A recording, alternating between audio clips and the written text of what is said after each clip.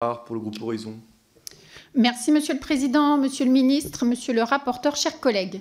Nous étudions le projet de loi constitutionnelle portant modification du corps électoral pour les élections au Congrès et aux assemblées de province de la Nouvelle-Calédonie. Le groupe Horizon et Apparentés tient à rappeler son attachement à la Nouvelle-Calédonie et à la nécessité de trouver un consensus pour son avenir politique et institutionnel.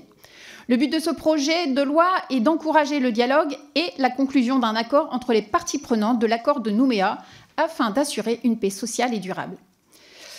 La Nouvelle-Calédonie ne compte pas moins de 3 listes électorales différentes. La première pour les élections du président de la République, des maires et des députés. La deuxième pour les élections provinciales. La troisième pour les consultations relatives à l'autodétermination.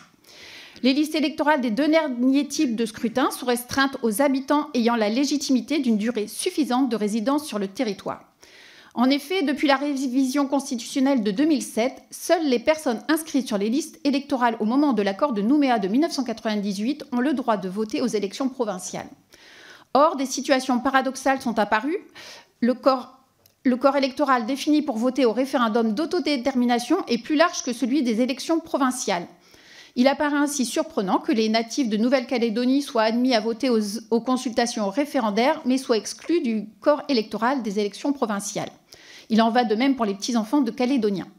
En Nouvelle-Calédonie, l'évolution démographique est telle que si les personnes exclues de cette liste représentaient près de 7,5% des électeurs en 1999, elles sont aujourd'hui de 19,3%, soit presque un cinquième des électeurs.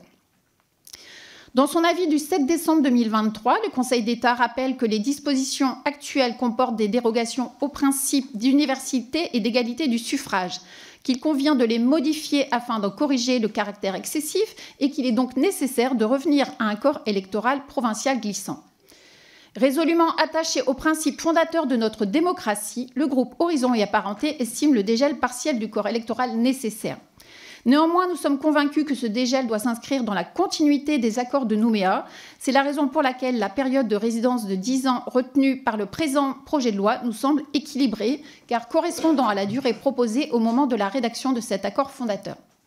Enfin, nous tenons à rappeler et saluer le caractère subsidiaire de ce projet de loi. Autrement dit, ce n'est qu'en l'absence d'un accord entre les parties prenantes sur l'avenir institutionnel et politique de Nouvelle-Calédonie que ce projet de loi constitutionnelle a vocation à s'appliquer. Le groupe Horizon et Apparentés votera en faveur de ce projet de loi et appelle de ses vœux à la construction d'un accord respectueux de chacun, garantissant les principes de liberté, d'égalité et de fraternité. Je vous remercie. Monsieur Jean-Victor Castor pour le groupe Gauche démocrate et républicaine.